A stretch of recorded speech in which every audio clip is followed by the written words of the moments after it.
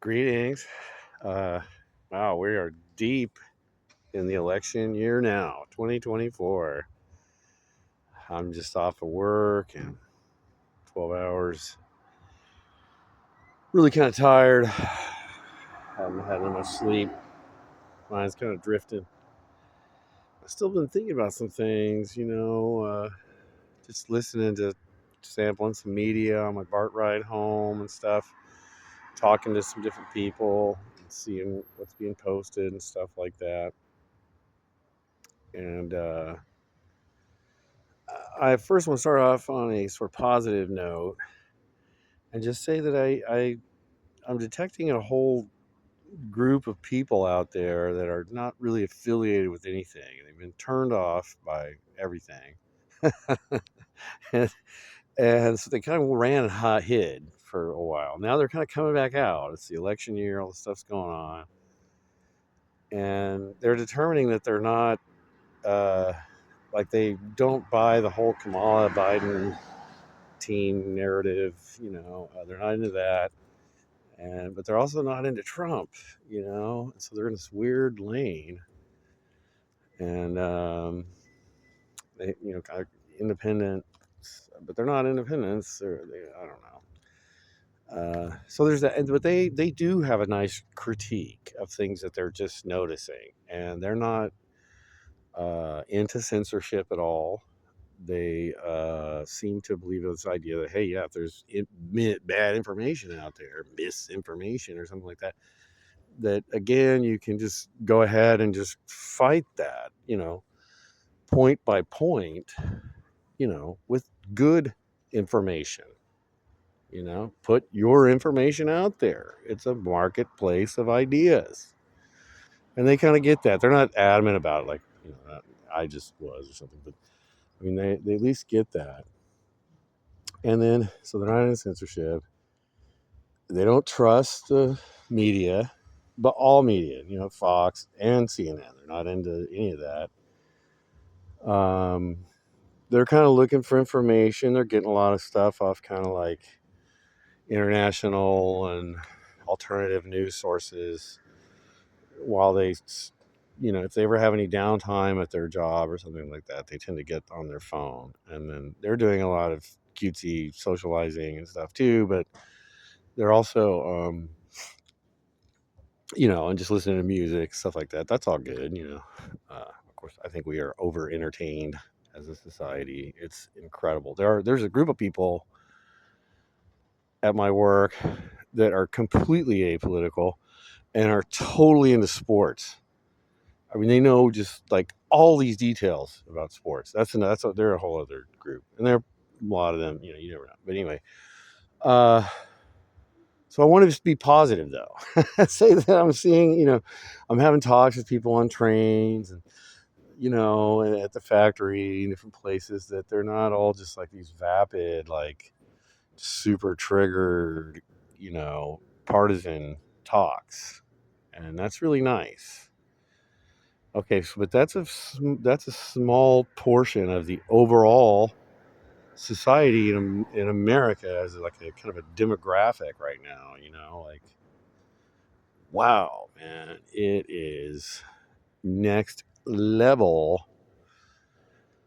Sort of divide and conquer, completely digital divide and conquer, digital divide and conquer. That's what's happened, and not just digital, also radio, broadcast media for the most part, and print media too. Everything's right in line. It's ubiquitous.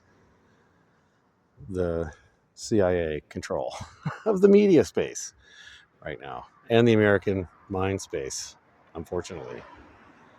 And I think if can't, you're not willing to look at the CIA and what it does and who it now partners with and what has happened in the media space, in the, you know, PR, public relations, the narrative control, all this kind of stuff. Um, I don't know, man. We can't, as a society, we're not going to get anywhere till we can talk about the big elephant in the room. You know? We got a problem. You know, we have had a CIA problem probably since 1947. Okay, I mean, you know, when was there a good period? The golden years. Oh boy, they really promoted democracy. Well, like when? I think they started out, you know, in Guatemala and Egypt and Iran, right? Kermit Roosevelt, you know, British Petroleum and Standard Oil, and, you know, that's kind of CIA stuff, you know. And then you get the those brothers, the Dulles brothers, John Foster Dulles, uh, and you know, Secretary of State, I believe. Oh man. And then Alan Dulles, his brother, forms the CIA in 1947. And so, anyway, it's been sort of an anti democratic, fundamentally kind of not playing by the rules kind of thing ever since then, you know? I mean, and it's just been, you know, case after case of how they have subverted democracy globally, and now they're supposed to be also never focused on domestic, just purely domestic. They're supposed to be kind of like the super intelligent, souped up part of the military. That's, of course, you know, a prong that we're pointing out there at the world to defend ourselves, you know, not something that we're going to probe our own citizens with, you know. That was a tacit and, you know, kind of big understanding in the past, you know. Well, that's so distant, you know. I mean, everybody knew it wasn't really the case, probably ever, but, you know, certainly after, you know, Black Panthers, the 60s, and all that kind of stuff. All kinds of stuff has been exposed, and it's now a matter of public record. It's no one debates it. And then, of course, not just the CIA, but the NSA, the DIA, DHS, all these three-letter agencies. But they all have these budgets, you know, for surveillance, and and they use it, you know, and we need to acknowledge that. It's crazy. It's crazy what we've let the NSA morph into.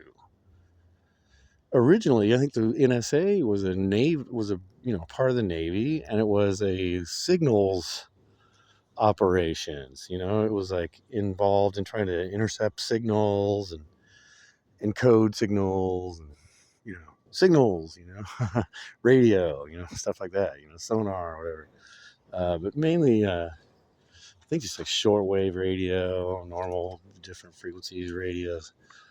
Um, they did a lot of communicating, and then trying to decipher what the, you know, the enemy was saying and stuff like that.